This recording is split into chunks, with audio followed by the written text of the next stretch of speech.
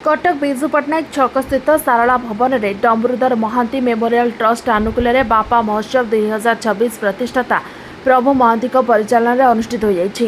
एक कार्यक्रम में मुख्य पुरोधा परमहंस स्वामी प्रज्ञानंद सिंह महाराज, मुख्य अतिथि सीएमसी मेयर सुभाष सिंह, मुख्य वक्ता संवाद और कनक न्यूज संपादिका श्रीमती तनया पट्टनायक, विशिष्ट अतिथि पुरी श्रीमंदिर वरिष्ठ सेवक श्रीजुक्त गंगाधर प्रतिहारी, वरिष्ठ बीजेपी नेता नयन किशोर महांती, पंडित मातृप्रसाद मिश्र, ट्रस्टी श्रीमती स्निग्धा महांती, सम्यक महांती, समर्थ महांती, आयशा दास, रंजित महांती एवं सभापति डॉक्टर शुभेन्दु स्वाई प्रमुख उपस्थित रही कार्यक्रम को सफलतार सह आगे नहीं। अवसर में पूज्य संत शील भक्ति विज्ञान अंकिचन महाराज, शुभश्री साहू, निरंजन स्वाई, प्रभाकर स्वाई, रवींद्रनाथ महांती, पार्थ प्रीतम पत्नी समेत बहु प्रतिभाधार व्यक्ति एवं विभिन्न परीक्षा कृतित्व अर्जन करथिबा टप्पर छात्र छात्री को संबोधित कराइथिला। शेष में बन्याठ सांस्कृतिक कार्यक्रम परिवेषण कराइथिला। बहु संख्यक शुभेच्छा और विशिष्ट व्यक्ति विशेष उपस्थित कार्यक्रम अत्यंत सफलतार सह संपन्न होइथिला। Doctor Harmohan Barik general surgeon हिसाब से काम करुच्ची। SCB medical college pass out होला परे कटक जनरल सर्जन हिसाब से काम करुच्ची। तो आज कार्यक्रम बापा कार्यक्रम योगदान करने मत जो निमंत्रण होता मत सम्मानित करने जो निमंत्रित होता यह शुणिकी मुझे बहुत खुशी होती।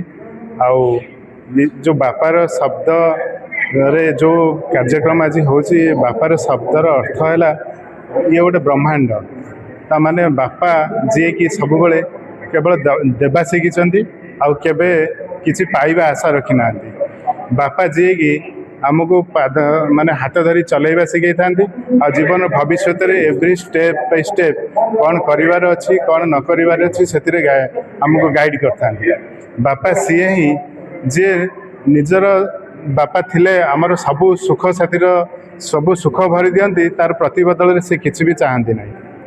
बापा एमती जड़े लोक जी कि गोटे परिश्रम झाड़बंदा आम पूरण करिपरिबा नहीं। से बापा कार्यक्रम आमर श्री डम्बरुधर मेमोरियल फाउंडेशन आज यही बापा कार्यक्रम करी पुणी आउ थे मन पकई देवा चाहिए जे समाज रे जो बापा माने आज अवहेलित रोचंती किंबा जो पुओ माने आगो को जाइए बापा मान को अति माने इग्नोर करछंती अवहेलित अवस्था रखुचंती।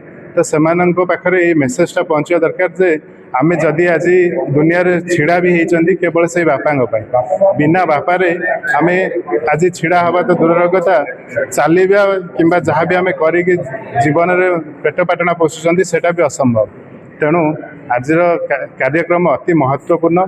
यही मेसेज आमे निजे नेबा सहित आमे जो माने आसीचंती से माने से मेसेज नबा सहित समस्त मन भीतर यही जिनस भरीदेवा दरकार जे बापा आम पाई कौन माने एक्चुअली कौन बापा आम जीवन में कौन महत्व रखती ये बापा शब्दर एक्चुअली अर्थ कौन। मो ना हूँ सम्यक महांती। मु आज जो देखुं बापा कार्यक्रम सेटा डम्बरुधर महांती मेमोरियल ट्रस्ट ऑर्गेनाइज करुँची तार संपादक। बापा जो कार्यक्रमटा यहाँ दीर्घ 7 वर्ष है चली आसूची। यहाँ मुख्य ऑब्जेक्टिव जे कि मोर बापा डॉक्टर प्रभुचरण महांती जे कि Saint Xavier's group of schools रो फाउंडर सी तांको बापांग स्मृति रे कार्यक्रमटा स्टार्ट करथिले। सी चाहूतिले जे जेमती सबुबेले बापा माने यूजुअली गोटे घरे सब अवहेलित माने तांकू के पचारंतिनी समस्ते भावती जे माने से माने स्ट्रांग बिल्ड से माने जोटा करती ठीक करती से माने सब दुख कष्ट सही पारती किंतु तांको स्मृति रे केबे भी पिला माने कि घर लोक एते किछि जिंस आमे करूना। तो ये जो प्रोग्रामटा ऑर्गेनाइज होता आम जेजे जे कि डम्बरुधर महांती तांको पुओ प्रभुचरण महांती एटा को ऑर्गेनाइज करथिले 2019 मसीह एटा स्टार्ट हेची। एटा गोटे रेवोल्यूशन भाया से चाहूले जमती प्रति बापा प्रति घरे बापा मानू पिला माने केमिति पचारे आउ तांकर स्मृति रे कौन मेमोरेबल मोमेंट्स हम से लेखा आकार देते आम गोटे पब्लिकेशन थ्रू रे भी एटा को पब्लिश करूँ। ता सहित श्री सारला सम्मान आम गोटे करूँ डिफरेंट फील्ड रे मेडिसिन है एजुकेशन है एग्रीकल्चर है तापर सोशल सर्विस है आर्मी डिफेन्स सेक्टर रे जो माने भल कार्य करी आसुचंती तांकु आमे एटी संबोधन दो। କଟକରୁ ମହେଶ ପାତ୍ରଙ୍କ ରିପୋର୍ଟ ଓଟି ଲାଇଭ୍।